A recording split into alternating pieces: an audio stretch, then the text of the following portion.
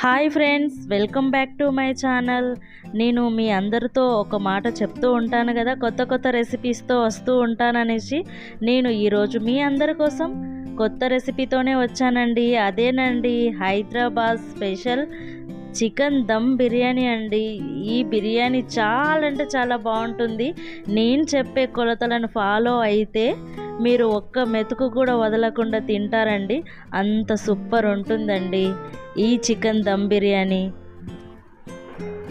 నేను వచ్చేసి 1 KG rice, 1 KG చికెన్తో ఈ చికెన్ దమ్ బిర్యానీని చేస్తున్నానండి. యాజ్ ఇట్ ఈస్గా నా కొలతలను ఫాలో అవ్వండి. మీరు సూపర్ బిర్యానీని ఎంజాయ్ చేయొచ్చండి.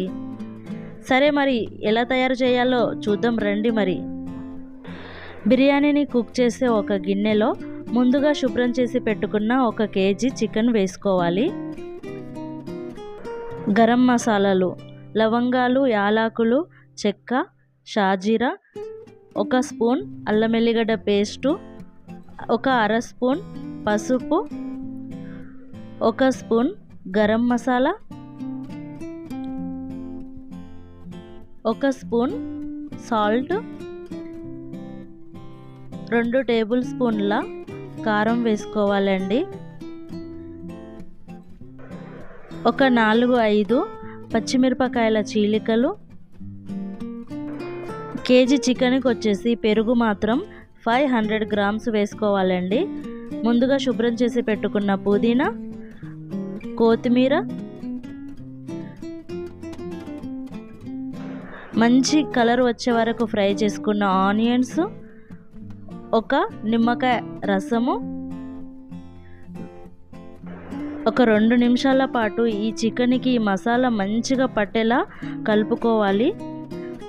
ఆనియన్స్ని ఫ్రై చేసుకోగా మిగిలిన ఆయిల్ని కూడా వేసుకోవాలి. అలాగే 1 టేబుల్ స్పూన్ నెయ్యి వేసుకోవాలి. నెయ్యి ఫ్లేవర్ చాలా సూపర్గా ఉంటుందండి బిర్యానీకి. ఈ చికెన్కి ఈ మసాలా మంచిగా పట్టుకునేలా కలుపుకొని మూత పెట్టి 2 గంటల పాటు ఫ్రిడ్జ్లో పెట్టుకోవాలి అండి. కేజీ రైస్ని కుక్ చేసుకోవడం కోసం 4 లీటర్ల వాటర్ని వేడి చేసుకుంటే చాలు. ఇప్పుడు గరం మసాలాలు, లవంగాలు, యాలకులు, షాజీరా, చెక్క వేసుకోవాలి. 2 టేబుల్ స్పూన్ల సాల్ట్ కూడా వేసుకోవాలి. 2 పచ్చిమిరపకాయల చీలికలు, కొంచెం కొత్తిమీర, కొంచెం పుదీనా, 1 టేబుల్ స్పూన్ ఆయిల్ వేసుకోవాలి. ఇలా ఆయిల్ వేసుకోవడం వల్ల రైస్ అనేది అంటుకోకుండా విడివిడిగా ఉంటుందండి. రైస్ వేసే కంటే ముందు ఈ మసాలాలన్నిటినీ తీసి పక్కన పెట్టుకోవాలి.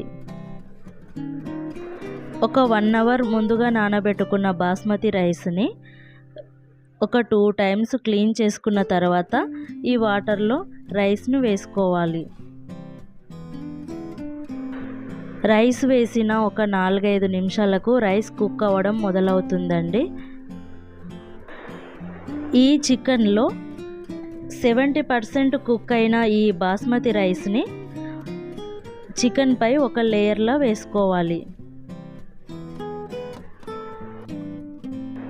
ఇంకొక 2 మినిట్స్ కుక్ చేసుకున్న తర్వాత 80% ఉడికిన రైస్ని మరొక లేయర్లా వేసుకోవాలండి. అలా మొత్తం రైస్నంతా వేసుకోవాలి.